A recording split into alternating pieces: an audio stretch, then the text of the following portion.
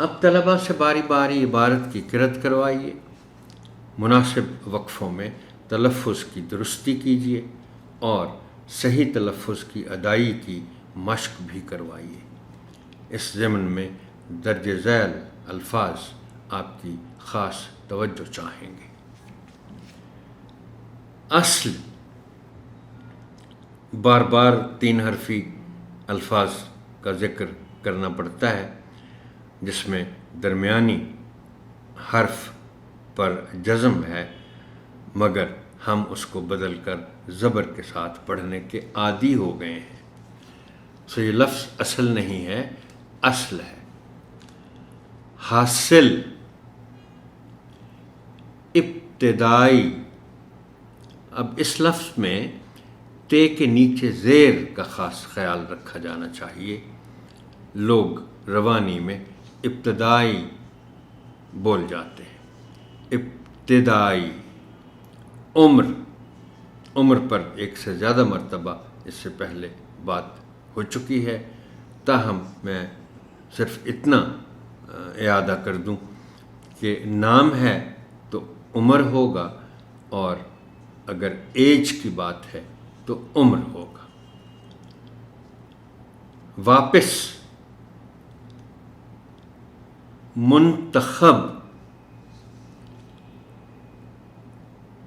دیکھیں یہ لفظ میں شاید اس سے پہلے ذکر کر چکا ہوں کہ اگر تو انتخاب کسی کا ہو رہا ہے یا ہو چکا ہے تو ہم منتخب کہیں گے، اور اگر انتخاب کرنے کی بات ہے تو منتخب کہیں گے۔ یہاں یہ لفظ منتخب ہے۔ مشکل،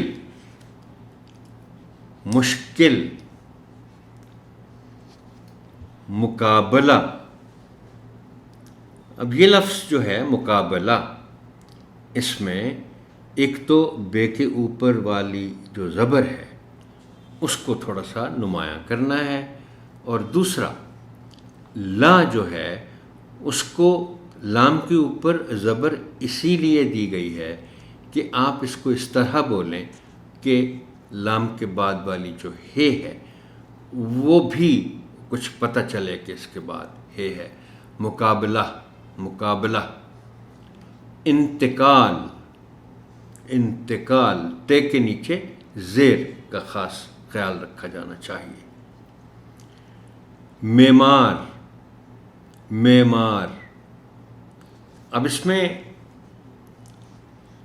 اگرچہ عین کے اوپر جزم ہے، مگر اس کو تھوڑا سا طوالت دے کے اس طرح پڑھنا ہے کہ پتہ چلے کہ میم کے بعد عین ہے۔ معمار۔ حیثیت،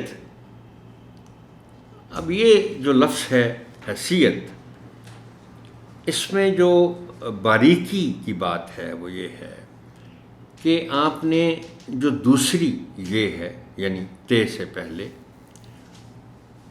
اس پر شد ہے زبر کے ساتھ۔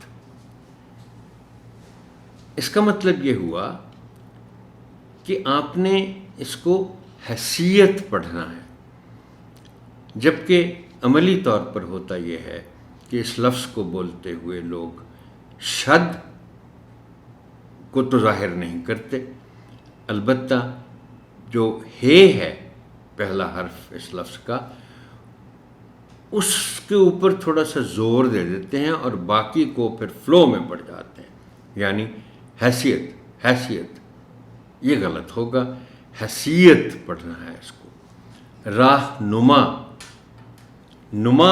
نمائی جو ہوتا ہے وہ دکھانے کے معنی میں استعمال ہوتا ہے، تو نما دکھانے والا، راہنما، میں نے شاید اس سے پہلے کہیں ذکر کیا تھا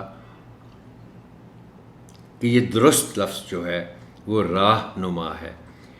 اگر آپ راہ میں الف جو ہے اس کو چھوڑ دیں گے اور صرف رہنما لکھیں گے تو وہ بھی غلط تو نہیں ہے، مگر وہ راہنما کی ہی مختصر شکل ہے۔